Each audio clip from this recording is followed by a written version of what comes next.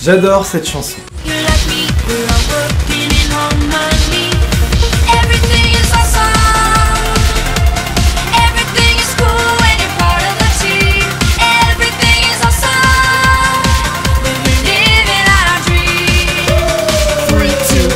Salut à tous, c'est Pixel, on se retrouve pour cette vidéo critique. Retour gagnant aujourd'hui, c'est à propos du film Lego La Grande Aventure 2, qui est réalisé par Mike Mitchell, dans lequel on retrouve en VO Chris Pratt, Elizabeth Banks de mémoire, entre autres, et surtout pour la VF, Arnaud Ducré, enfin surtout pour ceux qui aiment bien la VF comme moi, Arnaud Ducré, Tal, on a Philippe Valmont qui nous fait toujours un excellent Batman, la voix de Christian Bale dans les Dark Knight qu'on reprend sur Batman dans cet univers Lego. Le film fait donc suite au premier La Grande Aventure Lego, mais ce n'est pas le premier film non plus, enfin ce n'est pas seulement le second film de l'univers Lego, puisqu'il y avait eu aussi le spin-off Batman que j'avais vraiment apprécié, et le spin-off Ninjago qui était beaucoup moins bien, mais qui se laissait voir. Il me semble que 8 ans se sont déroulés après les événements du premier film. On retourne à Bricksburg, qui, après l'invasion des Duplo à la fin du premier film, est devenu Apocalypseburg, où tout le monde est devenu un peu un espèce de guerrier qui lutte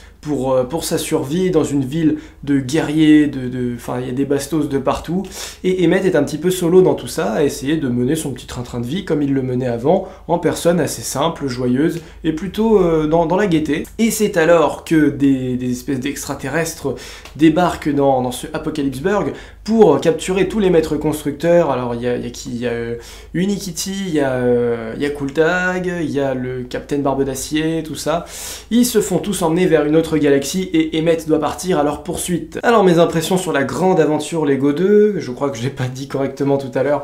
Donc La Grande Aventure Lego 2, déjà j'ai vraiment adoré le premier film. Alors j'arrête pas de reporter ma collection de Blu-ray parce que j'ai grave pas le temps de vous la faire, mais j'ai vraiment l'édition Steelbook, l'édition du spécial, et franchement je vous conseille de voir ce film si vous l'avez pas encore vu et si vous aimez bien tout ce qui est du domaine de l'animation. Sous forme de cinéma, en salle, c'était quand même juste waouh quoi. Les interactions qu'il y avait entre le monde réel, le monde des Lego, l'usage qu'on faisait de ce jouet qui était vraiment une porte ouverte sur la pop culture, sur tout ce qui va se rapprocher de près ou de loin au cinéma, forcément aux jouets, à la licence, à tout un tas de choses qu'on pouvait mélanger de façon vraiment assez savante dans le film.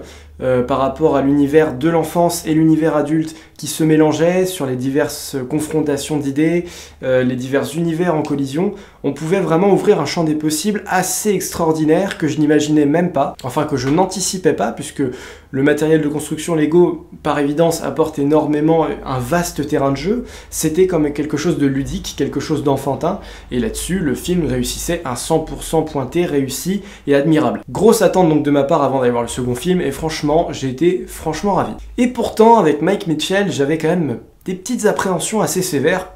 On a quand même affaire au mec qui a réalisé le 4e Shrek, Alvin et les Chipmunks 3, les Trolls. Autrement dit, des films familiaux franchement pas mémorables, et pour certains même, on peut le dire, carrément pas ouf du tout. Donc le fait de voir Chris Miller et Phil Lord relégués au stade de scénariste, c'est pas super grave au final, mais ça me refroidissait un petit peu avant d'y aller. Mais tout est plutôt super génial, c'est le cas de le dire, tout est franchement bien amené dans l'histoire, il n'y a pas de faute, ça se rattrape bien par rapport aux appréhensions que j'avais, et on a un film propre, et certainement le meilleur que j'ai vu pour l'instant de Mike Mitchell, parmi ces films de divertissement enfants, famille. C'est franchement quelque chose qu'il a vachement bien réussi dans la continuité du premier Lego. Bon, il y a un gros travail aussi je pense par rapport au premier film, qui est surtout vraiment la pièce maîtresse pour démarrer. Et du coup, j'ai trouvé franchement que c'était intelligent, que ça reprenait vraiment les bonnes choses, il y a des codes de cinéma qui sont assez intéressants. Il y a quelques facilités après, quelques petits trucs qui au bout d'un moment commencent un petit peu, non pas à me déranger, mais à ne pas grandement faire évoluer par contre cet univers, j'en reparlerai un peu après. Mais sinon, on s'en sort super bien, et c'est quand même un épisode à la hauteur du premier, et rien que ça me fait super plaisir. Je l'attendais pas à ce point-là, et c'est tant mieux, tout bénef pour moi, tout bénef pour les gens qui vont le voir. Cette grande aventure de chez Lego est vraiment à la hauteur. Alors, côté VF et côté VO, ce qui est bien, c'est qu'on a vraiment des grosses références aux personnes qui doublent. Je veux dire, à un moment, Emmett va être confronté à une version de lui-même du futur ou du passé, je sais plus exactement, enfin un double de lui-même, et ce double de lui-même est plus badass, c'est vachement plus cool, vachement plus fun, et il y a un plot twist absolument génial autour de ce personnage d'ailleurs, duquel je ne m'attendais pas vraiment, et cette version de lui-même, totalement parallèle en fait, dirige un vaisseau spatial avec des Raptors, on rappelle que c'est Chris Pratt qui double en VO, donc Raptors, Jurassic World évidemment, ça fait le lien avec tout ça. Et c'est ça le genre de easter egg absolument parfait, absolument réussi, c'est le genre de easter egg qui est inconnu pour les enfants les plus jeunes on va dire, mais qui vont trouver ça super badass d'avoir un Emmett qui a une armée de dinosaures autour de lui. Et pour les adultes, tu vas tout de suite rentrer dans le délire de dire Jurassic World évidemment, en plus à un moment il le dit, dresseur de Raptors, enfin... Tu comprends, c'est bien foutu, c'est Warner Bros, ils se servent super bien de tous ces trucs-là, et j'aimerais voir encore plus d'univers étalé sur ce schéma-là. Je trouve qu'on peut vraiment faire tout ce qu'on veut, on arrivera à m'avoir direct. C'était le même procédé dans Lego Batman, où il y avait Voldemort qui débarquait, King Kong, il y avait quoi? Il y avait le Kraken et tout, c'était génial. C'est un peu tiré par les cheveux, mais ce qui est vachement bien foutu, c'est que c'est toujours bien amené, c'est toujours bien justifié dans le contexte. On a affaire à un film qui est basé sur l'imagination des enfants qui sont en train de jouer. Et pour le reste du casting, comme je vous l'ai dit, c'est toujours un plaisir de retrouver Philippe Valmont qui double Batman, mais d'une façon si particulière, si pure, si noire, enfin bravo, quoi, toujours très bien de faire appel à ce doubleur qui est juste exceptionnel pour la voix de Batman, en Lego comme en vrai, et ça le fait vraiment. Il y a des éléments de scénario qui sont assez puissants, qui sont plutôt renversants, sans être non plus totalement déroutants, mais qui amènent vraiment beaucoup de propos à l'histoire, beaucoup de matière. On a aussi un plan qui va plus ressembler par rapport au premier à une comédie musicale par endroits. Il y a tout un tas de nouveaux personnages, plutôt en grande quantité, qui vont avoir des nouvelles choses à proposer, qui vont partir sur des délires, des univers vraiment opposés, sur lesquels vraiment le spectateur est vraiment remis en question, et toujours mis dans le doute, et tout ça agrémenté par un petit peu d'ambiance, un petit peu de folie, un petit peu de chansons, très drôles et très bien écrites, très bien racontées, qui vont dans le contexte de l'histoire. C'est pas du chant comme Disney, où c'est souvent « je vais chanter, mais à quoi ça sert? À rien, mais je vais le faire quand même ». Là, non, c'est vraiment histoire de comprendre à quoi servent ces personnages, c'est histoire de se dire « bah ouais, c'est des personnages qui vont chanter, parce que eux ils sont comme ça, c'est leur façon de raconter l'histoire, et ça ne fait pas tâche parce que ça fait sens ». C'est toujours bien, des fois, de retrouver un peu cette ambiance particulière de spectacle dans une salle de cinéma sur ces moments un petit peu musicaux. Et oui, bravo, la grande aventure Lego, bravo de chez Bravo. C'est incroyable que ce genre de cinéma-là ne se retrouve pas aux Oscars, aux Golden Globes, je suis même pas sûr. Quand à côté de ça, vous avez des trucs chiants comme La Mort, comme L'île aux chiens, des trucs un peu particuliers quand même, comme Spider-Man New Generation, qui est vraiment chimique. Je me dis putain, mais la grande aventure Lego, c'est quand même un film qui est vraiment dans le truc de son sujet, il est à fond dedans. Alors oui, d'accord, ok, c'est le cas aussi pour les deux films que je vous ai proposés auparavant, mais voilà, je trouve que c'est un peu dommage de snobber tout ce genre de cinéma qui est pourtant purement actif. C'est pareil, en salle malheureusement, moi je l'ai vu diffuser uniquement en journée, le matin et jusqu'à peut-être 16h, 18h l'après-midi, et plus rien le soir.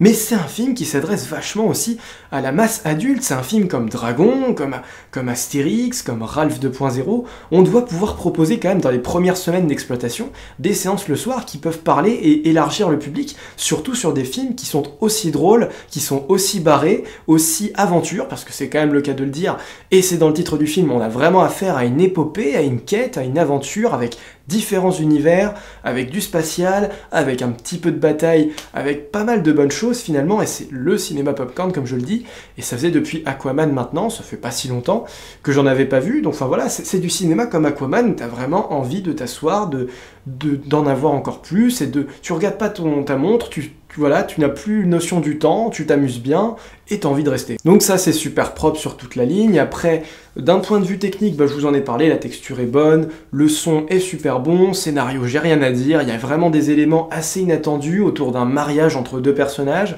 je ne vous en dis pas plus. Il y a toujours aussi des prises de vue réelles, alors ça manquerait peut-être un tout petit peu de Will Ferrell, du premier. Bon, après on a d'autres personnages maintenant aussi dans le vrai univers, dans notre réalité, qui viennent apporter un petit grain de sel aussi par rapport à tous les événements qui sont en train de se dérouler à l'écran. Et c'est toujours assez bien connecté entre ce qui se passe dans l'univers Lego et ce qui se passe vraiment dans la chambre des enfants. Il y a toujours des liens, il y a toujours une histoire de prophétie, ce genre de choses. Je vous avais dit qu'il y avait quand même des petits défauts. J'ai maintenant vu les 1, 2, 3, 4 films de Lego, voilà, je compte Ninjago et Batman avec. Et ce qui m'énerve un petit peu, c'est que le schéma est toujours le même. Alors attention, léger spoil, mais pas tellement non plus.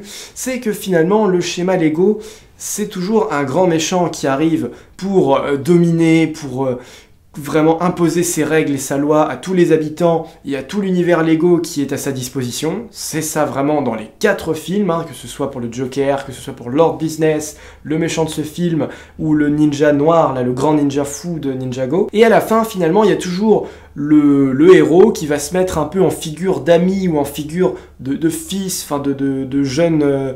vraiment de jeunes personnes qui va raisonner l'ancien afin de le ramener dans le bon camp, afin de lui prouver que son plan est mauvais et que sauver la ville, sauver l'univers est plus important que de le détruire ou que de lui imposer ses règles.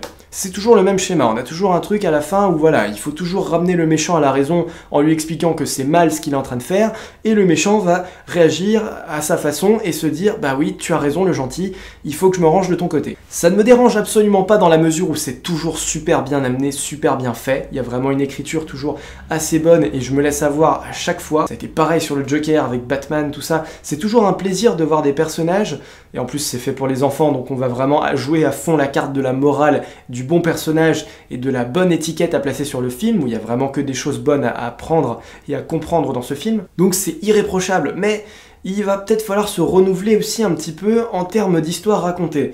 Parce qu'on est toujours bon sur l'univers, on est toujours bon sur l'écriture, on est toujours bon sur les personnages, mais ça a tendance à être une redite. On a toujours aussi cet aspect de team qui est ramené. Alors, dans des personnages Lego, t'as toujours envie de les voir en groupe, de voir une diversité vraiment au niveau de leurs couleurs, de leurs aptitudes, leur taille, leurs vêtements, leurs accessoires, t'as envie d'en voir plein, et t'as envie d'en ramasser plein la tronche, ça c'est vrai. Mais il y avait peut-être voilà, certaines subtilités dans d'autres films, enfin je sais pas, Batman expliquait pas mal aussi le côté solitaire de la chose en rapport avec Batman, ce qui fait du film Lego Batman un excellent film Batman qui surpasse bien d'autres films en prise de vue réelle. Voilà, là après il y a toujours un petit peu des trucs où t'as l'impression d'avoir un petit air de déjà vu, bah, surtout avec le premier film qui a quand même un déroulé pas similaire mais très proche quand même, assez parallèle plutôt on va dire. C'est le constat, et j'espère que si grande aventure Lego 3 il doit y avoir, j'espère qu'on prendra un petit peu des chemins et des routes différentes, plus déroutantes, quitte à prendre un risque, quitte à se casser la gueule peut-être, autant aller chercher aussi un autre style de cinéma, tout en gardant vraiment cette patte et ce fil rouge Lego qui lui continue de fonctionner à merveille de toute façon, tant qu'on exploitera ça, tant qu'on gardera les bonnes personnes et qu'on saura comprendre ce qu'est et comment fonctionne l'univers Lego, je pense qu'il n'y aura pas trop de soucis à essayer aussi des nouvelles choses à côté de ça. Voilà, c'est tout pour cette très bonne critique de la grande aventure Lego 2. Merci à vous de l'avoir suivi, on se retrouve pour d'autres vidéos, bienvenue à bord, la fin de la Floride, d'autres critiques, d'autres informations aussi à venir dans les vidéos actu pour les prochains mois, les prochaines semaines. J'espère que vous serez au rendez-vous, n'hésitez pas à vous abonner également si la chaîne vous intéresse et si vous souhaitez en savoir plus sur tous ces contenus. Et je vous dis à la prochaine, salut à tous et bye bye. Have you heard the news? Everyone's talking. Life is good cause everything's awesome. Lost my job, that's a new opportunity. More free time for my awesome community. I feel more awesome than an awesome possum. Dip my body in chocolate frosting. 3 years later,